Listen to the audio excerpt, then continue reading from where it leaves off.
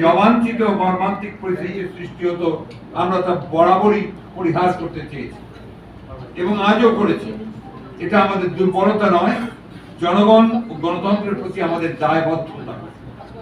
কিন্তু নিশিরাতের বৈধ সরকারের ভুলে যাওয়া উচিত নয় যে আমাদের এই দেশটা স্বাধীন হয়েছে মহান মুক্তিযুদ্ধে লক্ষ প্রাণের বিনিময়ে।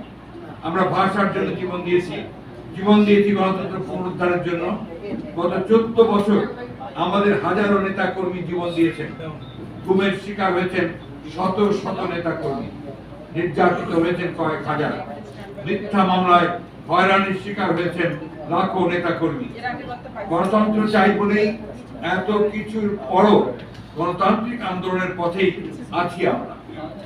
কিন্তু সবকিছুর একটা সীমা থাকে, আশা করি সরকার সেটা মনে রাখবে।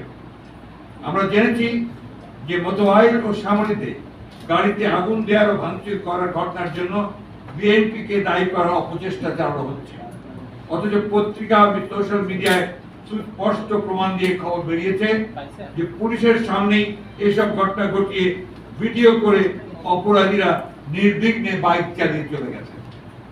কারা এটা করতে পারে তা অনুমানের জন্য বেশি বুদ্ধিমান হওয়ার প্রয়োজন নেই। নিজেরা অপরাধ করে বিএনপির উপরে দোষ চাপানোর অপচেষ্টা থেকে বিরত থাকার জন্য আমরা সংশ্লিষ্টদের আবার পরামর্শ দিচ্ছি। সাংবাদিক বন্ধুগণ, আজ রাজধানীতে যে অত্যাচার নিপীড়নের ঘটনা ঘটেছে তার প্রতিবাদে আমরা আগামী পরশু 31 জুলাই সোমবার সারা দেশে সকল মহানগর ও জেলা সদরে জনসমাবেশ কর্মসূচি ঘোষণা করছি। আগামীকালই আমরা প্রতিবাদের দিন হিসেবে পালনের কথা ভেবেছিলাম, কিন্তু আমরা জানতে পেরেছি যে আগামীকাল সরকারি দল রাজপথে কর্মসূচির পালনের ঘোষণা দিয়েছে। আমরা তাই তাদের মতো একই দিনের কর্মসূচি দিয়ে সংকট সৃষ্টি না করার সিদ্ধান্ত নিয়েছি। আশা করব এই গণতান্ত্রিক শান্তিপূর্ণ কর্মসূচি পালনে কোনো বাধা সৃষ্টি করা হবে না। আপনাদের সবাইকে ধন্যবাদ। ঠিক আছে না? তাহলে ঠিক আছে, দেখা নাই।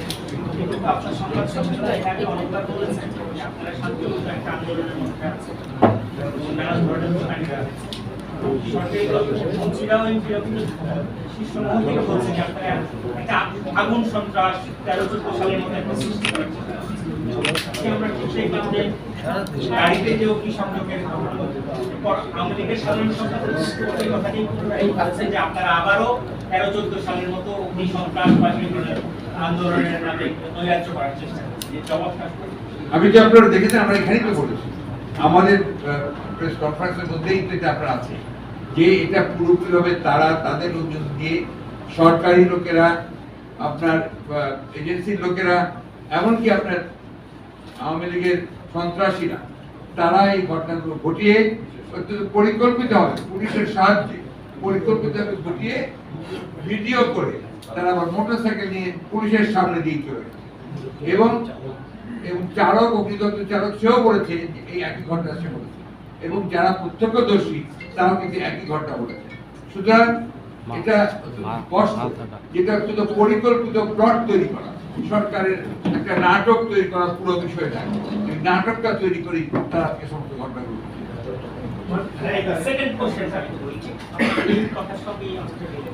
আপনাদের দুইজন শীর্ষ নেতাকে, গয়েশ্বরচন্দ্র রায় একজন জাতীয় নেতা এবং একজন বর্ষিয়ান নেতা, ওনাকে কিভাবে প্রহার করা হয়েছে এটা আমরা দেখেছি।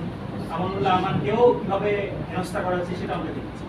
ওনাদেরকে আটক করা হলো, প্রহার করে আটক করা হলো, এবং পরবর্তীতে আমরা দেখলাম যে ওনাদেরকে ফুল পাঠানো হচ্ছে, অফিসে নিয়ে মিষ্টি খাওয়ানো হচ্ছে, খাবার খাওয়ানো হচ্ছে। এই বিষয়টাকে আপনারা মানে অনেকে যারা আপনার সমালোচক আছেন অথবা হিউমার করে কথা বলেন, তারা বলছেন এটা নাকি ভিসা নীতির আপনার একটা পরিণতি। কারণ আসলে নিজেদেরকে রক্ষা করার জন্য, নিজেদেরকে আপনার নিরাপদ প্রমাণ করার জন্য এই ধরনের নাটক চালানো হয়, এবং সেখান থেকে প্রমাণিত হয় ওই বিষয় থেকে বাবু গয়েশ্বরচন্দ্র রায়ের commitment to this party and politics, গণতন্ত্র, এটা প্রমাণ করার প্রয়োজন আছে। তিনি তার সারা জীবনে, রাজনৈতিক জীবনে আন্দোলন সংগ্রামের মধ্য দিয়েই বড় হয়েছেন, রাজনীতি করেছেন, বড় হয়েছেন।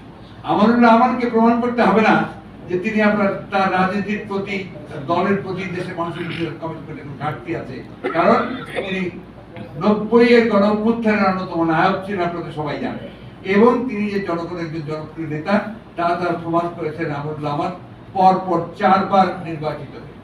সুতরাং এই বিষয়গুলো মানুষ নেয় না, এখানে মানুষ বুঝে গেছে, জেনে গেছে যে এগুলো পুরোপুরি ভাবে তারা তাদের রক্ষার জন্য এই সমস্ত নাটক সাজাচ্ছে, এবং এর আগেও এরকম অনেক ঘটনা করেছে। সুতরাং এই জিনিসগুলোকে আমরা জনগণ কোনো গুরুত্বই দেয় না। আপনার কোনো বিভ্রান্ত হবে, আপনারা নিশ্চয়ই দেখেছেন যে আন্তর্জাতিক যে সমস্ত মিডিয়া আছে, আপনি আলজাজিরা তো দেখবেন, তো পরিষ্কার করে তারা একই আসল যে ঘটনা সেটাই করেছে যে বাংলাদেশের জনগণ যখন গণতন্ত্রের জন্য সংগ্রাম করছে, একটা নিরপেক্ষ নির্দলীয় সরকার অধীনে নির্বাচন চেষ্টা করছে, তখন তাকে দমন করবার জন্য এই সরকার, এই ভয়াবহ দাঁড়িয়ে সরকার, তারা আবার আগের পূর্বের চেহারায় ফিরে এসেছে। তারা অত্যাচার, নির্যাতন, পুলিশ দিয়ে, আপনার গুন্ডা বাহিনী দিয়ে তারা এই সমস্ত আন্দোলনকারীকে তারা রুখে দিতে চায়, কিন্তু ইতিহাস পরে যে সেটা রোকা সম্ভব। মাননীয় মহাসচিব,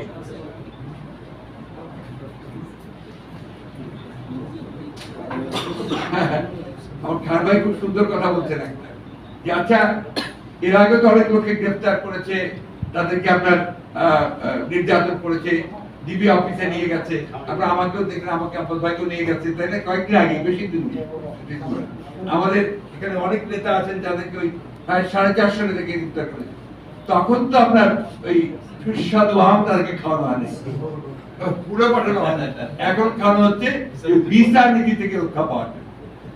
মাননীয় মহাসচিব, সেটি হচ্ছে যে দীর্ঘদিন থেকে আপনার মাধ্যমে আপনার দলের যে দৃষ্টিভঙ্গি যে অহিংস আন্দোলন, এবং সেটি চলছিল, আজকের মাধ্যমে সহিংসতায় জড়ানো, এই কথা একদমই সঠিক নয়। না, আমি শেষ করি মাননীয় মহাসচিব, সেটি হচ্ছে যে আজকে সহিংসতা দেখলো, কে করলো সেটা বিচারের ধারা সবাই দেখেছে। তো সেইখান থেকে আগামীর যে আন্দোলন, সেই আন্দোলন আসলে জনগণ কি অহিংসই থাকবে না সহিংসতাই যাবে বলে আমাদের আন্দোলন, আমরা আপনারা আমাদের প্রেস কনফারেন্সে পরিষ্কার করে বলেছি যে আমরা বিশ্বাস করি যে সহিংসতার মধ্য দিয়ে আমরা আন্দোলন করি, আমরা শান্তিপূর্ণ আন্দোলন করি, এবং আমাদের যে দাবি, অর্থাৎ আপনার এক দফা দাবি, আমাদের নিরপেক্ষ সরকারের নির্বাচন, জনগণের সমর্থন নিয়ে, জনগণকে সঙ্গে নিয়ে সেই বিজয় আমরা অর্জন করবো। এটা আপনি পাবেন।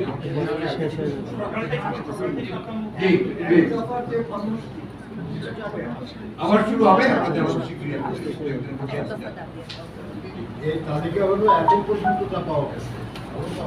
আরো পাওয়া যাবে।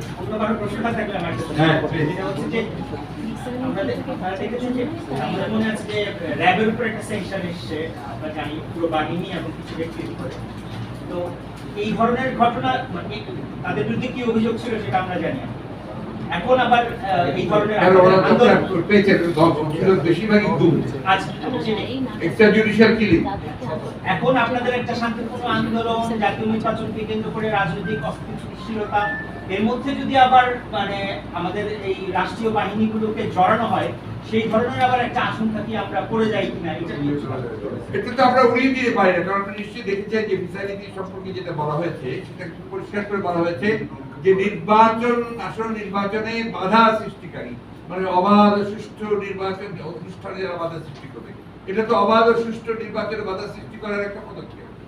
আমরা যখন আপনার নির্বাচন সুষ্ঠু হওয়ার জন্য নিরপেক্ষ সরকারের যে নির্বাচনের দাবি তুলছি, সেই সময় এই ধরনের আপনার একেবারে নির্যাতনমূলক, নিপীড়নমূলক আক্রমণ নিঃসন্দেহে গণতন্ত্রের পক্ষে যায় না, সুষ্ঠু নির্বাচনের পক্ষে যায়। জি, ওকে, থ্যাংক ইউ ভেরি মাচ।